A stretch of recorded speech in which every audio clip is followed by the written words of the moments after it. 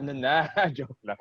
Okay, so good afternoon, everyone. This is Jarvin Tan with Ma'am Charmaine. I don't know, aka we'll call her Clean Shar. We'll just call you Clean Shar from now on. I want to make it a thing talaga, you know. Um, No. since our main audience, yeah, since we'll be trialing this for Clean Far students, so you should be Clean Yeah. Shar. Clean jar. Yung clean No. jar kasi ano eh. Yeah, pero yun. So, Ma'am Shar and I were thinking of making this podcast. Podcast? Daming time, no?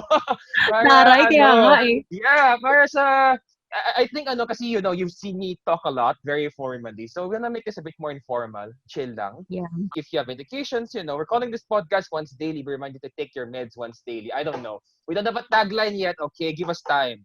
We're working on it. Yeah. Yes. So we made this podcast with an objective for you guys to like have clinical pearls, for you guys to have a review material of some sort. So you can like go back to it anytime that you would want an easy access to a certain topic. So again, as what Sir Jarvin said, we are going to focus today with hypertension since it's our topic in ClinFar. Yay! Yeah, yeah. Let's check the formalities na lang. So you're Clean Shar, I'm Jarv, ganun na lang. Okay, No, para hindi na sa classroom. ang kaya Yeah, mo. oo. Pero in fairness naman, like personally, I've missed being able to talk to people about the really clinical topics on a very casual tone. Hindi yung like formal journal articles. Yes. Very chill lang, di ba? It's like, you get the Oo, brain kasi cells ang going. bigat. Yeah. I don't know, Yung feel mo mabigat ba? siya. Na-feel mo ba like minsan kinakalawang yung brain mo? Din minsan, pag wala ka nakakausap about these things.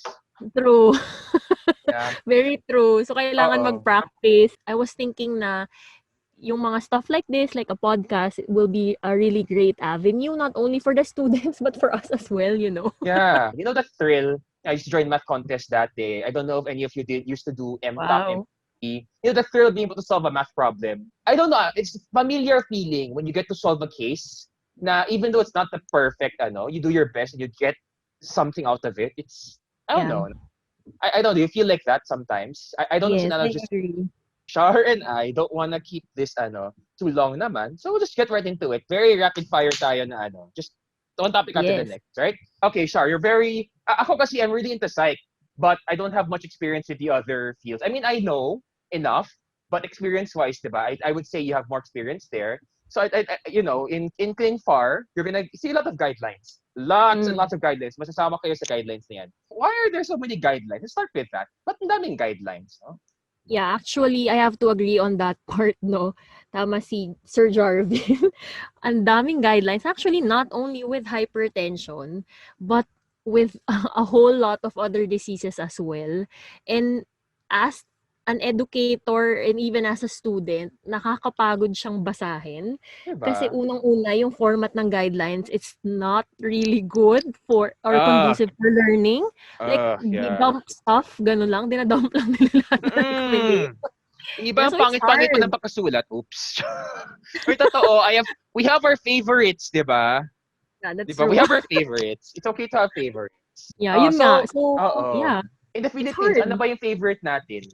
Sino favorite natin sa Philippines? With hypertension per se, Oo. sabi ng doctors, and actually in Oo. practice, when I was still practicing, we Oo. we really use the JNC 8 guidelines for 8 or hypertension. 7? Just to be clear, 8 or 7? 8. They use 8. 8. 8 na, di na 7. Okay, just to be Yeah, yeah, clear. yeah. But this not Yeah, just they use doctors, 8. I mean, also, nurses, pharmacists, Yeah. and all the other Mm. healthcare professionals. We use GNC 8, no? Yeah. Yun nga, Okay. disclaimer din pala with using guidelines. No, it's not only for doctors. That's a good point, Sir Jarvin. Mm-mm. Hindi lang siya for doctors. It's also for other healthcare professionals, especially us, no? Kasi merong mga treatment options doon. And as a pharmacist, we should know that stuff. So, Mm-hmm. yeah. Ano ba yung pinagkaiba ng GNC 8 sa ibang guideline? I think it showed the students natin kasi the differences ng guidelines. Particularly, for example, Yeah. I think yung pinaka-contentious is yung definitions ng hypertension, ng high blood. Tsaka, when you start treating with drugs, di ba? So, Mhm. ano ba yung pinagkaiba nila? Actually, when you're going to compare the guidelines, Mm-mm. number one, sometimes their difference is yung play of terms, yung terms na Ah, ginagamit na. Some would use yung normal BP, some would ah, use yung optimal BP. So, yung normal BP na term for example, for JNC and for ACC, they Mhm. use yung normal BP to describe yung less than 120 over less than 80 na systolic and diastolic blood pressure. But when you go to ESC, yung European guidelines, they use Oo. optimal BP for that Okay. classification. So yun, yung play of terms din, it Tsaka will uh-huh. matter greatly and vary Oo. greatly across guidelines. So yun. What about yung cut-offs? I think yan yung pinaka-controversial talaga na people talk about this with the data that each guideline uses. Some ay mas strict, some ay mas looser. Di ba? Mm. Actually, if you're going to check yung JNC8, yung parang reference nila, it's the algorithm. So if you're Yes. going to check that, mas strict for general population. Parang ang goal Okay. nila was less than 150 over 80, around that parameter. But if you're going to compare it with yung latest natin, yung 2020, yung ISH, Mm-mm. with across all other diseases and hypertension, Oo. the goal really is less than 130. So mas strict As si what ISH. As in, mas mataas standards ni ISH. yeah, In that sense. Oo. Mas yeah. demanding siya. Oo. Oo, actually mahirap kapag strict din in a sense. Like Oo. for example, when you apply that concept sa mga elderly patients natin, Okay. it's really really hard to achieve Okay. yung target BP goal, 'di ba? Kasi nga ang Mhm. dami mong i-consider. Like Yeah. number one, adherence, polypharmacy, dun pa lang. Uh-huh. My gosh. Dun Hmm. pa lang sa part na yon, it's True, been true. hard. Yeah, to Yeah. control blood pressure. So, Yeah. if you have a strict blood pressure goal, it's hard to achieve that Mm-mm. for the elderly. So, yun yung Yeah. mga cons for having strict. For Yeah. pro, And of course, kapag ka pro, ma-achieve natin, I mean, for the general population, then walang masyadong problema. Yun nga lang, pagka elderly, yeah, dun tayo magkakaroon ng problem. I agree with that. And it's not just yung dagdag meds, dagdag gastos, of course, practically Yeah. speaking, right? And yung ano din, I learned this, it was emphasized talaga sa amin sa module namin for cognitive disorders, yung pill burden. When you add pill burden to elderly, especially for the students taking pharmacotherapy special populations, diba? The risk of delirium, it goes up. And I think Yeah. our problem din kasi is, hindi lang sa Pilipinas, in general, there's, for understanding in certain settings na ideal non-pharmacologic tayo. You get to the root of Mm. why there is an issue with the cognition of the patient, bakit nagkaka-irritability, etc. And you address that non-pharmacologically. Pero ang nangyayari, benzo, antipsychotic, diba, daming black box warnings na mga yun. Yes. So, it's not just that there's an increased risk of delirium, there's an increased risk na madagdagan pa lalo yung gamot niya. And baka Yes. ka-stroke pa siya niyan, diba? Dahil sa black box warning na yun. Mm. So, talagang pinushing psych, pero hindi legit. That's where liaison psychiatry comes in, where we Mm. interface with other fields din, psychiatry medicine in general. But yeah, Yeah, yeah. just additional con to consider for yung mga there. Pero sige, on the flip side naman, what about yung having a less aggressive? So yun nga, we're doing JNC8, 'di ba? So mas lenient sila. 150, sige, okay lang yan. Okay lang yan. Pwede na yan. Is it like kasi 'di ba we say sa Pilipinas, tama na yung pwede na culture. So in this case, Mm. okay lang ba yung pwede na? Meron bang merits yung ganon dito sa JNC8 criteria? It depends, Jarvin. Actually, it Okay. depends sa patient, yung Okay. response ng patient sa antihypertensive therapy. Of Okay. course, if okay ang adherence ni patient, okay yung iba Mhm. niyang factors na ma-manage Mhm. yung disease, then a lenient BP goal is Mhm. okay, is Mhm. really achievable for that Okay. patient. Mm. Right. So I think yun yung important Oo. factor for that. Right. But then yung drawback lang is there's still that risk of something happening, no? Yes, of course, oo. Yun lang yung risk kapag lenient ang guidelines with PP goals, of Okay. course. So, kunwari, tayo, may consult sa atin. Usually kasi ganun yung naging sa practice setting ko. Usually, physicians or psychologists usually they consult with me. They ask about Mm. kumusta yung regimen. So, ganun, hypothetical example. They come to us and they ask if, okay na kaya yung ganitong, regimen? Medyo madami na yung gamot pero medyo onti pa lang. Pero feel nila hindi pa sapat yung BP goal. So, like, how do you go about deciding na, ay, hindi pa yan, hindi pa yan sapat, babaan pa natin yung BP niya, or ay hindi, baka sumobra na tayo. I don't know. Okay. Those are the no? The Yeah, art yeah. part of pharmacy. Oo, yeah. Ikaw That's a ba? good question. Kasi, yeah, Oo. yung clinical judgment, dun siya papasok. That's why I've been telling the students na, okay guys, hindi siya porket naka-stipulate sa guidelines ay yun na ang 100% na susundin natin. Hindi Mm. porket sinabi na 130 ang goal ay it's applicable for everyone. Kasi we Okay. really have to consider yung other important specific patient Uh-huh. factors. Like, Uh-huh. yun nga, comorbidities and the Uh-huh. adherence is a good factor to consider. Because, Uh-huh. yun nga, if hindi nga nag-adhere si patient, then you expect that he or she will really not meet her or his BP goal. Right, So yung right. mga ganun, 'di Right. ba? So Yeah, these are the things that sound very common sense, but when you're actually there, yeah. sometimes nalilipasan ng ano, like, oh, oo nga, no? 'Di ba? Pero ano Mm. siguro, we were talking about loose and strict guidelines. Why are we so scared of high blood pressure? Like, what's the point of Mm. all this? Right? So if hindi pwede naman palang hindi lenient, kunwari, like for this patient, based on yung Mm. experience, based on yung clinical presentation niya, ay sige, okay lang, ganun goal BP. Nag-decide yung buong team. Mm. But why exactly are we afraid? Ano ba yung goal natin ng papababa ng BP? Why are we afraid of it? Yeah. Because I think for me, maybe because hypertension, the clinical manifestation of this disease is Uh-uh. really the elevation of blood pressure. And Right. according to several studies and even news articles, you're going to really see that hypertension is established to be a predisposing factor and a Mm-mm. multiplier of other cardiovascular diseases. So that's Okay. why we really need to have like a close to normal or yun nga, yung goal BP, we really need to Okay. achieve that. You're saying it's not the BP we're afraid of. It's the complications resulting from the high Yeah, BP yeah. we're afraid of.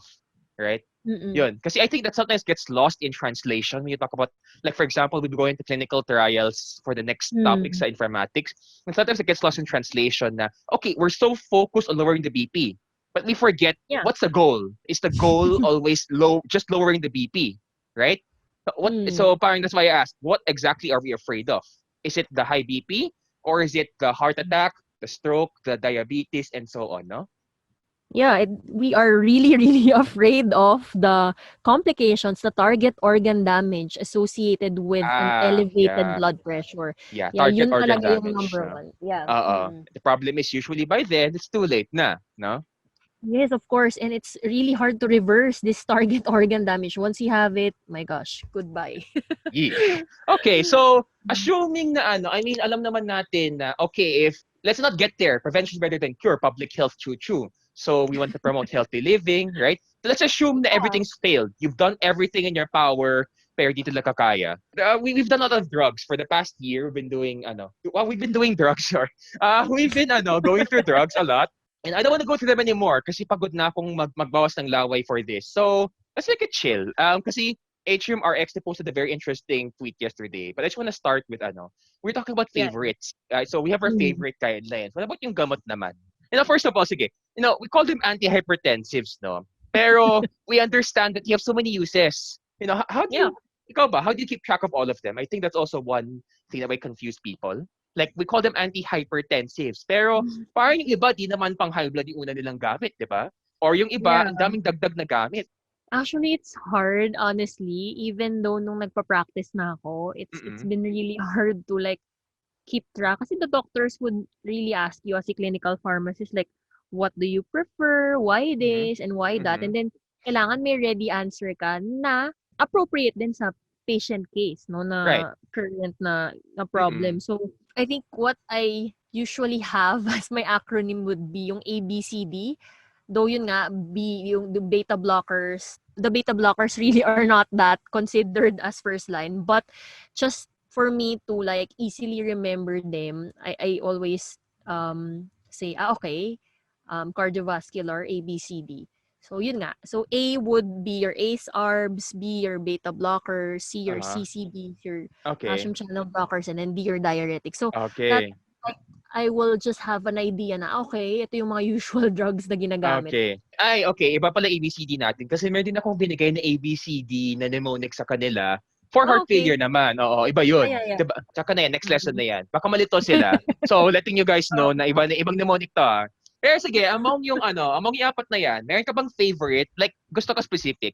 I always tell the students na if you want to understand how these drugs work, you don't call them antihypertensives. You don't call them by their indication. Parang sa psych. Yes. Yeah, di ba? If you call them antipsychotics, you won't know that they're used for chemotherapy-induced nausea and vomiting, used for bipolar mania, depression, and so on. I think so. Mm. I think that as a principle should also apply here. Na we Yeah. don't call them hypertensives. What do they do? Mm. Call them by how they work. So Yeah. diyan na papasok yung mga That's true. physio, pathophysio na medyo toxic, no? Yeah. Cardiac output, systemic vascular resistance. I do all these figures with my hands, but I don't know if they na-absorb masyado. I hope it does, no? But yeah, so like ACE-Ice. So what happens, diba, when you block the ACE enzyme? What happens when you block Yeah. the beta receptors? How does it affect cardiac output? How does it affect systemic vascular resistance? Mm. I don't know. How did you go about making those connections? Since you do that a lot Yeah. sa Clinfar, no?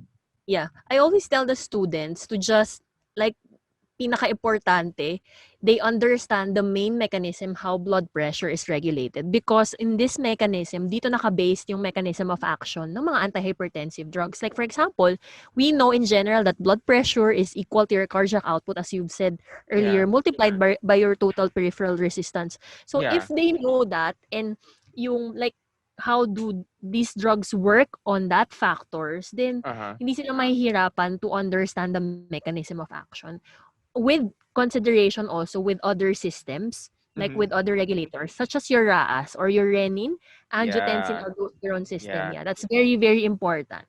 And how they factor into that equation din, no? Yeah. Mm-mm. Yeah. So basically, it's really just mastering that. Paulit-ulit lang yan, no? Kahit kasi Yeah. ANS, lumalabas na yun, yung CO, SPR. So, sige, back to the original question. What's your favorite drug? Ikaw? Na Okay, card, among the first line, my oo. favorite would be yung ARBs, Okay. yung Bakit? angiotensin receptor blockers. Okay. Bakit?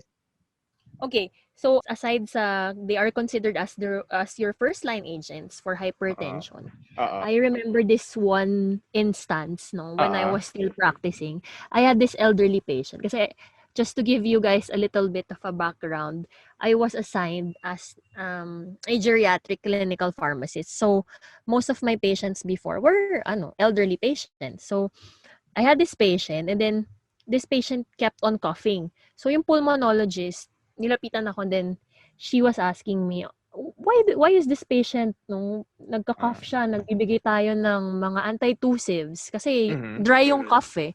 So nagbibigay sila ng antitussive and then hindi na-resolve. Then nag-review kami ng medication list ni patient. We noted that the patient was on captopril surprisingly. So captopril, as you all know, is an ACE inhibitor, and the most common side effect of this one will be dry cough. So I remember this particular instance because I said to the doctor, Doc, naka-captopril yung patient natin. So why not we shift this patient to ARBs?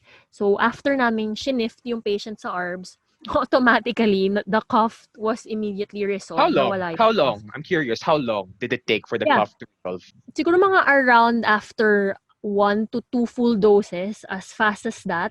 Okay, so 2 days lang ganun, no?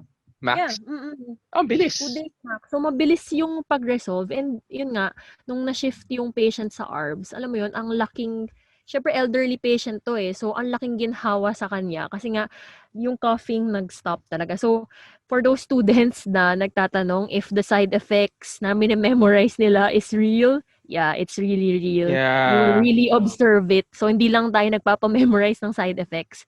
that's In true. clinical setting, yeah, you will really see the side effect. It's Hmm. real. I think the toughest for the students is, kahit ako naman dati, like ano ba dyan yung importante? And, Dr. Wincor, yan yung favorite framework ko. Nirealize ko, oh nga. So the psychiatric pharmacist who visited us, Dr. Wincor, was saying, when you talk about side effects, you just do Yeah. common, rare, and then yung mga potentially, mamatay ka dyan. Ganon, di ba? Yeah. So like, pero actually, gagayan kita. Sa totoo lang, ARBS din yung favorite ko. Pero iba Mm. naman yung reason ko bakit ko favorite sila. So Okay, ako, why? favorite ko sila is because nung lalaman ko na nephroprotective sila. And it's like, Yeah, wow, that's that's so cool. Kasi true. di ba you'd always learn na, okay, all the drugs are bad for your liver. Yeah. Kawawang kidney, di pinapansin. Puro liver na lang. Minsan nga, kidney Mm. lang tinatamaan. Di naman, okay naman kay liver yan. Friends sila. Mas away Mm. sila ng kidney. Pero then nalaman ko na, losartan is friends with the kidney. Napaprotect niya. Yes. Wow, ang galing. Particularly, sige, specific drug ako, losartan. Kasi, Yeah. well, yan, pinakamura and part siya ng government medicine access program natin. Losartan and amlodipine actually. Yes. Yun, ayoko sa manas ni amlodipine, di ba nakakamanas yan. yung manas niya, Yeah, di totoo basta-basta din manas. yun. Oo. So, Grabe, all, peripheral edema with yeah, amlodipine is really true. Mm. nakakita ka na? Kasi ako nakita ko through pictures, pero gabapentin induced, and it looked really bad. Parang, you think manas is just manas, na is what, yuck. Yuck. Hindi, pero legit, di ba? Parang, I mean, kung ikaw pasyente, makita mo yun, Kasi, mayayak ka rin sa oo. sarili mo. Sobrang Although, kawawa yung patient. Like, yun nga, we had also elderly patients na even at a low dose of amlodipine, kahit oo, 5 milligrams, kasi the references would usually tell you that the edema will manifest ng 10, but oo, actually, may mga, yun nga, may mga kawawang patient na even yeah, at 5, meron ng true. edema. And yung edema nila, yun nga, yung sa paa, sobrang Oo. manas. Ay, So, nahirapan talaga sila, yeah. So, amlodipine yung edema. Big no. yeah. So parang for me, although studies will show na amlodipine has a higher blood pressure lowering effect, pero I mean, which of these protects the kidneys, right? I mean, if we're Yeah. going for protecting against end organ damage, diba? Is the goal just lowering BP? Or do you want to protect Mm-mm. against end organ damage? If the goal is the latter, edi I'm keeping my kidneys, thank you. Diba? Ang cool kasi, and then eventually I got more interested. I started to ask why. Yan yung favorite ko going sa Clean Far. I always ask why. I'm not satisfied Oo. with just knowing, and that's that curiosity. I feed my curiosity. I think it's been very helpful to retain the info. Kasi if I Mm. get the information that I'm curious about, mas natatak siya eh. So I'm curious, bakit siya Mm. protective sa kidney? And then I learned about all these afferent, and nakakalito siya, no? So this cool bit about efferent vasodilation, right? Mm. So ano to, efferent, ang pagka-explain ko sa kanila was like ano eh. Efferent is ebenabalik, yung dugo back to systemic circulation. Yeah. Mm. Afferent away, right? Yeah. So Mm. if the chute that brings the blood back is kind of loosened up a bit, hindi na siya masikip, Mm. edi less pressure sa kidney to push it back. So if less Yeah. stress sa kidney, edi good for the kidney, right? Mm. But Yeah. sige, sabi ko palagi sa students is we're aware about our own biases. And ano naman natin, bias tayo kay losartan. Ano yung Yeah, problema totoo yan. naman? Ano problema? Kasi alam, you're gonna do a lot of CKD, I believe. Ano naman yung problema? Oo. Kapag may CKD na yung pasyente, as in dedo na sa kidney, wala na ipaprotect si losartan. So, pwede Yeah, pa ba ibigay si losartan kapag dedo na sa kidney? mahirap siya with with CKD. Oo. And then kasi with CKD, you have to remember that hindi lang antihypertensives yung binibigay. You have to Oo. address, yun nga, we're going to discuss this when we go to CKD, but Oo. as a general overview, when you have patients with CKD, aside from trying to salvage the kidney, Mm. you need to address the other associated signs and symptoms with this Mm. disease. And Mm. by addressing this, you also need to give another medication that can possibly, burden the kidneys again. So if Right. you're going to give like yun nga, this antihypertensive agents with a plethora of, let's say, mga NSAIDs, Ah, diuretics, yeah, my yes. gosh, We call that renal triple injury. whammy. Yeah, Yeah. triple whammy. Mm. I think TLDR Pharmacy did a nice job of you introduced this to your Biofire students na eh. So I Yeah. posted sa group nila actually, nag-release last week, Mm. summary of ACE Ice, which basically pretty much applies to ARBs. In that, Yeah. Mm. nangyayari, tumataas ang creatinine, di ba? Sa kidney. Yeah. Because of the same mechanism. And that's usually, at emphasis to the students, you have to view the body differently kapag may sakit ka na versus kapag Mm. hindi medyo okay ka pa eh. Iba na, nagbabago lahat. So you Yeah, throw totoo something in yun. that broth, it's a different broth na eh altogether. So the Mm. dynamics change. And apparently, if there's nothing left to protect for losartan, edi sausaw lang siya dun, makakalala lang siya. And we're like, no, wag Totoo. na. Diba? So there's like, it's a Yeah. paradoxical thing, no? Yeah. Mm. Yeah. Yeah. But yeah, we hate amlodipine. Joke lang, no? Amlodipine may gamit pa naman. Pero hindi, just so happens that ang dami kasing with the comorbidities, di ba? Ang Yeah. daming overlap with, ano ba? Ano ba yung mga, saan pa ba beneficial si losartan bukod sa CKD? Sorry, not I'm qualifying lang kasi pwede siya Mm. sa CKD kapag hindi pa malala. Pero kapag dedo na yung kidney, bawal. So Oo. clarify ko lang, oo. Pero like other Yeah. conditions, Yeah, you can, that's a good question actually. You can use ARBs and even ACE with type 2 diabetes mellitus right, patients, those right, okay. with hypertension. Also Oo. with heart failure, pagdating natin ng heart Okay. failure discussion, Nako. yes. Oo. Yeah, paulit-ulit na lang yan. Yeah, yeah. Oo. Oo, 'di ba? So, yeah, we're Yeah. going to discuss that as well kung bakit siya beneficial. And then post-MI, 'di ba? Okay din siya Post-MI. for post-MI. Yeah, And then okay, yun nga, okay. with what Okay. you've been saying with yung nephroprotective effect niya, as long Oo. as it's not like super lalang CKD, then we can Oo. use that as well, yeah. Oo. I'm glad I'm validated when you said that kasi that's literally everything that's in my slide right now. Like apat yan eh, apat na check marks like yes, check. Okay, check. Okay, Mm. nakuha ko lahat. Okay, tama naman according to CleanShare. So at least validated ako dun. Thank you, thank you. Yun. Uy, mamaya tawagin ako ng student sa CleanShare, ikaw, it's Yeah, going to be your fault. truly. Pero 'di ba? So kawawa naman si Ace Eye. So mas gusto natin yung ARB, no? Pero Yeah, yeah, orb. pero I think there's a myth din kasi, no, na Mm. okay, Ace Eyes, they block the ACE enzyme, but then you think na okay, wala na bang mapoproduce na angiotensin 2? Totoo ba 'yun? Not technically. You just have parang a lower amount or a lesser production of your ACE enzyme. Parang Right. ganun yung mangyayari. It's Lower. not totally Not parang totally. Not 100%. Yeah. totally. And then there are also the other pathways, eh, 'di ba? So apparently the body is not as linear as the books make us think it Yes. is. Kasi the pathways are so one directional eh. Baby, de joke lang. Totoo. Tapos ang daming so apparently ang dami pang pa-epal na pathways diyan na lumalabas ay may angiotensin 2 ulit. So nakaka-stress. So Oo, gana so in a totoo. sense parang okay, hindi din pala na-shutdown yung RAAS with ACE eyes. So Yeah, ay guys, ako, kapag yung oo. RAAS, yeah, as what Jarvin is saying, hindi siya parang like one step na yun lahat. Like the body Mm. is a complicated mechanism. You Truly. will expect like ACE in other parts and other Mm. enzymes in other parts. So you have Okay. to bear that in mind. Yun nga, hindi siya 100% na what the book says or what the guidelines are saying. Oo. Yun na yung mangyayari 100% sa patient. So you have to keep an open mind. You have to practice your clinical judgment always. Okay. Okay. Okay, now what about let's move on to the next one. Least Yeah. favorite. So actually ito yung original tweet. So the tweet is from HUM RX. Ang tanong niya, what's your least favorite antihypertensive and why is it atenolol? I 100% agree and it's Ah, always been atenolol. always atenolol, no? Yeah, we hate atenolol so much. I hate it more than I hate diazoxide. And we don't have diazoxide in the Philippines, di ba? Yeah, we don't have So, that, yeah. and you know how much I hate non-existent drugs. We have atenolol. It's in the formulary. But I hate it more than diazoxide.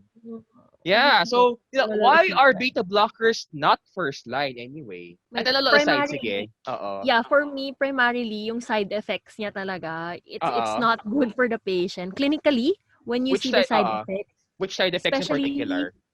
yeah, I'm going to highlight sa elderly kasi ito Oo. talaga yung nakikitaan namin ng side effects. Because nga, yung Oo. organs nila Oo. is deteriorated at that point. So, when you Okay. give like a renally excreted drug like Oo. atenolol, yeah, even the other beta blockers, kapag renally excreted siya and then in the elderly, my gosh, the side effect, may renal failure pa yung elderly, then it can really cause like bradycardia and then heart block in some cases. So it's not Yeah. highly advisable to give. Bradycardia, it sounds benign eh. So when you define bradycardia, it's like slow heartbeat. But okay, the Yeah. question is, why should I be scared of that? That's always that like I think SJS10 is scary. I look at it, "Ugh, yeah, no, ganon. Like I'm gonna yeah. Pero when you hear bradycardia, like bradycardia, why should we be scared of this? Ba? Yeah, kasi pag yun nga, with going back again with elderly patients and their comorbidities, you do not want to, for your elderly patients to experience bradycardia, thinking that they also have other comorbidities, meaning like they also have other diseases, and Mm, commonly they also have other cardiovascular diseases as okay. complications. So, with bradycardia comes the exacerbation of your other cardiovascular diseases like yun nga Ah, MI and stuff like that, arrhythmias and okay. even angina. So yung mix na yon, you don't like that for your patient. Right. So your heart has a harder time beating because it's beating slower. And then Yeah, of because of all of course. the other issues with peripheral resistance sa blood vessels mo, hindi na makadalo yung dugo. Kasi not only is there resistance, sparing cardiac output Mm. din bumaba, no? And I Yeah. think it's also related to its black box warning, the increased risk of heart attacks when you suddenly stop it. Yeah. Yeah, Yeah. yung withdrawal. Yeah, the Yes, that's a withdrawal. good point. Jarvin, no, you cannot easily withdraw beta blockers. You cannot like just, okay, I don't want to take it anymore. Let's stop it today. No, you can't do that because of, yun nga, yung black box warning associated with withdrawing this group of medications Mm-mm. abruptly. Especially yung Yeah. dun nga sa patients na may other cardiovascular disease. So, you don't like Mm-mm. to do that. Right, right. Mm. Oo. I don't wanna go back to Atenolol anymore kasi mapag-usapan pa 'yan. Pero ayoko din kasi mawala ng oras. We're close to finishing. Yeah, Pero, yeah. I mean, kawawa naman si diuretics tsaka si CCBs. I don't know, we don't talk about them as much in uncomplicated hypertension kasi, uy, nandiyan naman si ano, eh, losartan, eh, 'di ba? Parang cool, Mm. cool. Pero, amlodipine is still part of the ano, 'di ba, the Medicines Access Program. And then you see Yeah. diuretics a lot, especially thiazide. Bakit nga ba Mm. thiazide? Thiazide yung first line, eh, 'no? Right? Yeah, thiazide-like and thiazide-type Oo. diuretics. But mas mura ang thiazide sa thiazide-like kahit mas magaling sa thiazide-like. Yeah, Sayang totoo lang. yan. Oo. So for uncomplicated, thiazide, right? Yeah, yeah. Oo. Without the presence of any contraindications, yun nga, uncomplicated, walang presence ng other contraindications, no other comorbidities, no other diseases, then yeah, you can use thiazide diuretics. But if there But, are other comorbidities, I've been seeing this with patients before, like if uh-huh, mayroon pang other cardiovascular comorbidities, you don't uh-huh, like to give diuretics as a group. uh-huh. Why? Because yung metabolic effects, side effects, Ah, yung electrolyte abnormalities, it really yes. manifests. Oo, tapos ang hirap pa nun aralin, eh, 'di ba? Paano kaya mapasyente na Yeah, sa harap mo, metabolic acidosis, may mga hyper na 'yan na, oh my God, ang hirap aralin. Tapos nandiyan na siya totoo. na, like nagka-cardiac arrest na dahil sa ano, 'di mo malaman na nangyayari. Yeah, Oo, so kasi ang daming nga complication, totoo yun, ang daming complication ta's dadagdagan mo pa ng side effect ng diuretic. mm. Naku, yeah, That's yun. true, So that's hindi true. So I talaga. guess we don't see it as much, no? Lalo na sa Mm. HCTZ, I just realized na it's always paired with amlodipine or losartan. Pero given its short half-life, yan yung mga clean far stuff na talaga, eh, di ba? Given its short Mm. half-life, shouldn't be dosed twice daily, not once daily. Yeah, we rarely see patients with in combination with HCTZ na like once kasi ang yun nga ang hirap na i-dose kaya Mm. mapapansin nyo with HCTZ and amlodipine, 'di ba Oo. meron siyang mga lower combination kasi it's Oo. intended like to dose it more than really more than once kasi nga you Yeah. know because of its shorter half-life. So kaya Mm. ganun din yung formulation ng Yeah. So I guess combination pills. it goes back to yung tinuro mo sa biofar about kinetics, the importance of half. Yeah. Yan na yung applications clinical practice. So it guys back to Yes. biofar. Biochar. Yes, biochar. Now you're clean char. Love it. Okay. I Ikaw remember where I got Jarvin. that name. Yeah, yeah. Okay. Sige, siguro before we finish, kawawa naman, di natin mention yung mga honorable mentions natin. Nasikat pa rin naman palagi si Mm. clonidine tsaka si methyl-dopa. You see this a lot pa rin, no? So, Mm. why are they still there? The joke lang, ang sama. Ang Hoy, ang hater sama mo ko. mamaya. Oo, why are they still, the joke lang. Formula, I mean, they're still there for a reason. Why are they still there? Oh, legit naman, why are they still Uy, here? they're Oo. still there because they still have a purpose kahit Ano papaano. purpose Yes, kahit nila? papaano. Oo, defend mo nga sila. Sige, devil's advocate. Yeah, Devil's okay, advocate, so sige. devil sila. Bakit ka? Bakit? Bakit? Oy, grabe with clonidine, okay, sige, ganito yung case. You Oo. will often see clonidine for like hypertensive crisis. Yan Oo. yung parang first line na binibigay. And it's easily accessible with all honesty. Accessible? Really? Yeah, with sa ER, yan ang Oo. mga una mo makikitang meds na like Kasi tama, oral siya. Oral siya yeah, compared it's to a yung mga. sublingual gerbs, diba? Pero wait, sublingual ba siya? Yan yung ano eh. Ito Yan. controversy. This is a current controversy. I talked to a hospital pharmacist about this because Mm. apparently a lot of the tablets are actually IR. But Yeah, because of the emergency, pinapa-SL na lang siya. But when you look at the data, the absorption kapag hindi siya formulated as SL ay pang Mm. IR din. Wala lang. So it's like an interesting thing going on. We have SL formulations. Tama, tama no? We have. Meron naman. Yeah, we have SL. Yun nga lang, you're correct, no? It's going to go back with the Bio4 concepts. But if Mm-mm. you're going to give yun nga, an IR form through SL, it's not going to have any difference. Not much difference, no, in terms of Mm-mm. how it's going to, yung medication, paano nyo ma-deliver. So, very, very important pa rin po yung basic Sige. biopharmaceutics and Mm. biopharmacokinetics.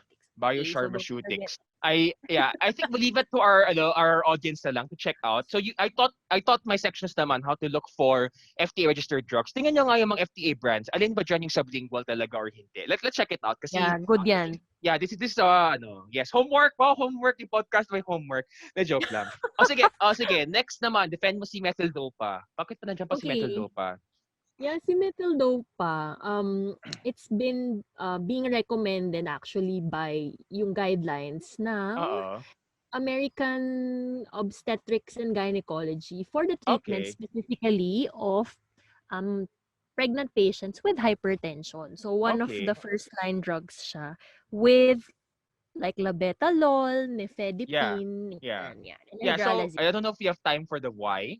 Kasi diba, we were saying nga na it's not just because the guidelines say so. Like, why is it Like, along with kasi very salad siya ng mga gamot used for pregnancy. Ulit, sige, Yeah. methyldopa, Oo. labetalol, nifedipine, Oo. and then hydralazine as well. Kasi unang-una with, ayan, napunta na tayo sa hypertension and pregnancy, but just Ah. very, very quick explanation Oo. and rationale. With pregnant patients, ang kailangan Yeah. nating intindihin dyan and i-consider, number one is yung risk, of course, of the medication sa Okay. mother and sa Yes. fetus. Yeah, Exactly. di Both. ba? Oo. Yeah.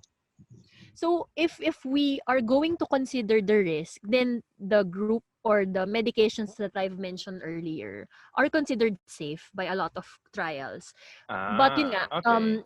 also to consider yung mga kailangan nating i-avoid because of Mhm. this risk, no? So, we Yeah. really have, if ARBs ang favorite natin kanina for the general population, pagdating Oo. sa pregnant patients, it's a big no-no. Why? Yung Ah. ACE and ARBs will really cause fetal abnormalities, in particular Definitely. sa kidneys. Yeah, yeah. So, you would not want to prescribe ACE or recommend ACE or ARBs to your patients who are Ekis na pregnant yan. po. Ekis na yan. Yeah, Canceled big siya. no-no. Oo. Yeah, big no-no. So, big Right. contraindication. Okay, so it still does Yeah. play a role. I would assume that the newer CCBs would be more pricier. I believe, especially yung mga brand Yes. only, no? Yeah, so yeah, okay, that basically answers our question na okay, may silbi pa siya until maging generic only yung iba, edi yung iba na lang, the joke lang. Yun naman. Yan yung sinasabi ng blockmate ko. Favorite lesson ko Mm. sa blockmate ko, walang katotohanan ng drug of choice na yan. That's a lot of wala. Garbage concept. Oo. Yeah, 'di ba? I think we Mahirap we should stop promoting it. magsabi. We should stop promoting Yeah, drug of choice. yeah, I agree with that. Mahirap magsabi ng this particular drug is very good for, or yun nga, drug of choice for a specific disease. Kasi nga, you really have to consider your patient scenario. Yun yung mahirap when you're translating theoretical concepts or yung guidelines into actual clinical practice. Kasi nga, Mm. it is not applicable 100% of the time. I tell you, kahit na sinasabi natin, like yung ibang drugs, it really boils down to how your patient is doing and how your patient is going to tolerate that specific medication. Ayan. Right. Okay. Okay, Mm. that's good. So I think we're almost about all out of time for the day. So I Yeah, yeah. think we probably should move on to yung final words natin. Well, hindi, not more of syempre ang focus pa rin natin is to promote health and well-being like what I say with mental health, 'di ba? Ganun din dapat sa physical Yes. health. So I don't know, let's just quickly run through ano nga ba yung mga evidence-based interventions to promote cardiovascular health in general. Pwede na tayo umabot sa mabawasan yung pangangailangan ng gamot in the long run. Yeah, okay, yeah. So with the treatment of cardiovascular diseases, really the number one recommendation, tama si Sir Jarvin, is Mm. to do non-pharmacologic approaches. So ano yung mga non-pharmacologic approaches? In particular, yun nga, if you guys are familiar with DASH, I think I mentioned this in one of my lectures. So DASH Yeah. means dietary approaches to stop hypertension. Di ba we've been hearing with yung mga health coaches that you are Yeah. what you eat, 'di ba? So it applies with the treatment and management of diseases really kasi you need to have a balanced diet. You have to eat a diet rich in fruits, totoo yun, and vegetables to be Mhm. able to really lower down your blood pressure. So, yun nga, a lot of evidence-based guidelines And really mga trials are recommending these approaches. Yun nga, yung DASH. So, Mm-hmm. dietary approaches to stop hypertension by eating fruits, vegetables, yan, mga low-fat dairy products. And then, at the same time, yun nga, physical activity would really help para bumaba yung blood pressure. Mm-hmm. Do you want to Right. add something, Yeah, I Sir think of John? course I think pretty obvious na yung vices, no?